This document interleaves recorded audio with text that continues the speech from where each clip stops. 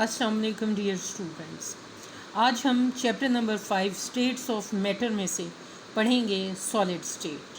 Solid state से पहले हम पढ़ चुके हैं gaseous state and liquid state.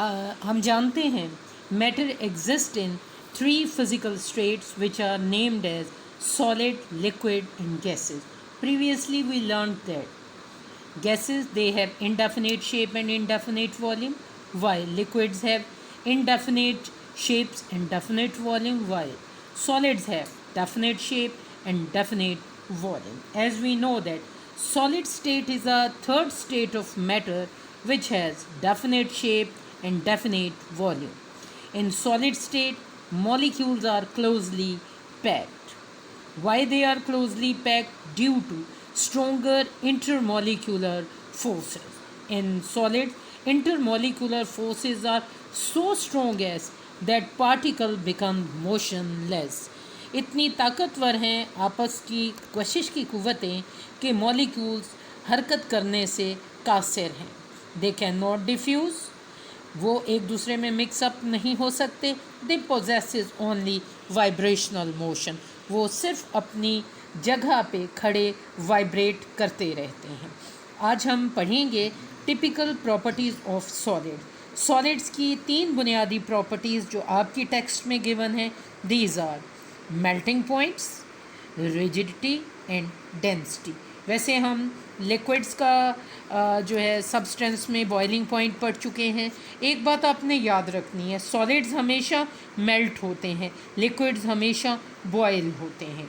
और काइनेटिक एनर्जी सबसे कम सॉलिड मटेरियल की होती है, सबसे greatest kinetic energy gaseous phase की होती है।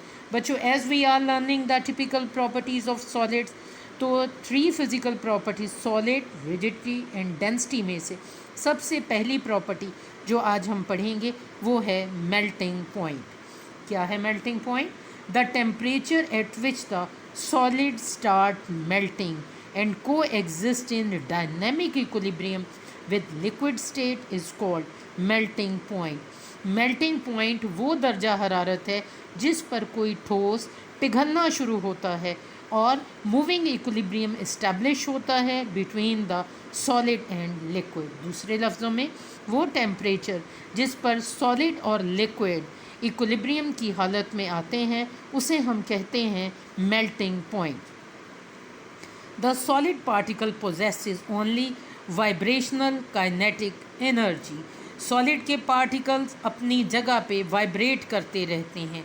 व्हेन सॉलिड्स आर हीटेड, जब आप किसी ठोस को गर्म करते हैं, their vibrational energy, vibrational mean जो है अपनी जगह पे जो है वो मूव करते रहना, उनकी वाइब्रेशनल एनर्जी बढ़ती है और पार्टिकल्स वाइब्रेट करते हैं एट देयर मीन पोजीशन, और पार्टिकल अपनी ही जगह पे थरथराते रहते हैं, मूव करते रहते हैं अपनी ही जगह पे, अपनी जगह को छोड़ने की सलाहियत नहीं रखते। और इस मोशन को हम क्या कहते हैं?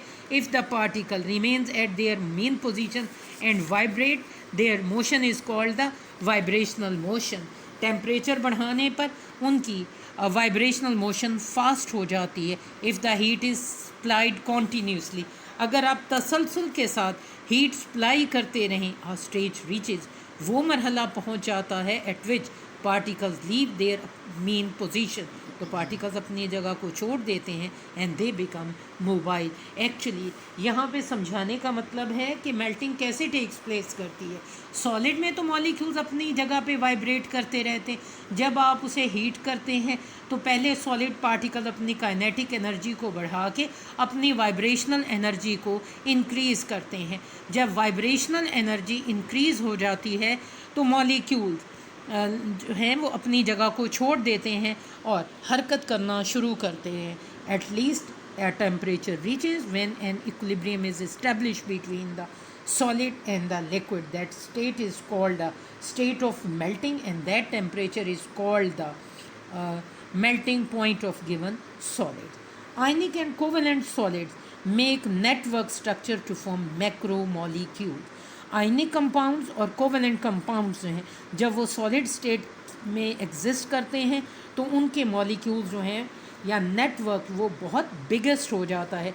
इसीलिए हम कहते हैं कि आयनिक क्रिस्टल और वो कोवलेंट कंपाउंड जो 3 डायमेंशनली अरेंज होते हैं। आयनिक कंपाउंड्स की एक एग्जांपल आपने चैप्टर नंबर 1 में पढ़ी हुई है, सोडियम क्लोराइड, और कोवलेंट कंपाउंड्स की आपने एग्जांपल पढ़ी हुई है, सिलिकॉन डाइऑक्साइड। लेकिन मैं आपको एक आम रूटीन से एग्जांपल देती हूँ जिसका नाम आपने सुन रखा है, डायमंड। डायमंड क्या है? कोवलेंट सॉलिड है और 3 डायमेंशनली अरेंज है। तो आयनिक और ऐसे कोवलेंट सॉलिड जो 3 डायमेंशनली अरेंज होते हैं वो मैक्रोमॉलिक्यूल्स, बिगेस्ट मॉलिक्यूल्स बनाते हैं। और बिगेस्ट और macromolecules they exist in a solid state, और सॉलिड हमेशा क्या होते हैं? मेल्ट होते हैं। सो ऑल सच सॉलिड्स, कौन से? Ionic and covalent solid, they pass through the process of melting. Solid and liquid at a melting point exist in a state of equilibrium to each other. Next है solid के बारे में आप जानते हैं, hard and rigid कि वो सख्त होते हैं. The particles of solid are not mobile. We are familiar कि सॉलिड्स के पार्टिकल मूव नहीं करते, they only vibrate eight their main position, their position is fixed one. चूँकि वो मोबाइल नहीं होते, हरकत नहीं कर सकते, इसलिए उनकी पोजीशन हमेशा फिक्स रहती है, क्योंकि उनकी इंटरमॉलिक्यूलर फोर्सेस बहुत स्ट्रॉन्गर हैं। Due to this reason they are rigid in their structure, तो वो अपनी साख्त में हमेशा सख्ती वाले रहते हैं, यानी हार्ड रहते हैं। एक थर्ड इम्पॉर्टेंट प्रॉपर्टी डेंसिटी के बारे में हम जानते हैं। Density is defined as the mass per unit volume. जिसमें मॉलिक्यूल्स कॉम्पैक्ट करीब होंगे उतना ही वो मटेरियल डेंसर होगा। लिक्विड्स की डेंसिटी और जो है वो लेस होती है एज़ कम्पेयर टू सॉलिड, और गैसेस की डेंसिटी लीस्ट होती है as compare to solid. We are discussing the density of solid.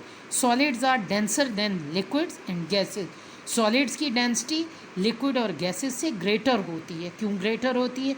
Because solid particles are closely packed, क्योंकि solid के ज़रात एक दूसरे के बहुत करीब होते हैं, and do not have empty spaces between their particles, और उनके ज़रात के दरमियान खाली जगहें नहीं होती।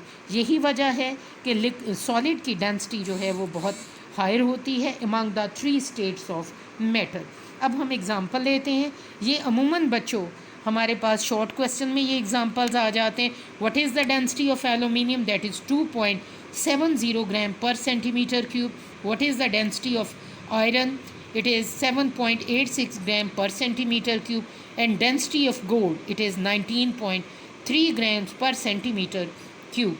बच्चों ये लॉन्ग क्वेश्चन भी आ जाता है, right the physical properties of solid. तो बच्चे इसे ज़्यादा अहमियत नहीं देते, लेकिन ये एक्सपीरियंस है कि जब ये आर्टिकल आता है याद करने वाले स्टूडेंट्स जो हैं वो बेहतरीन क्रेडिट्स लेते हैं, और जो बच्चा याद नहीं करेगा उसका क्रेडिट बेहतर नहीं हो सकता।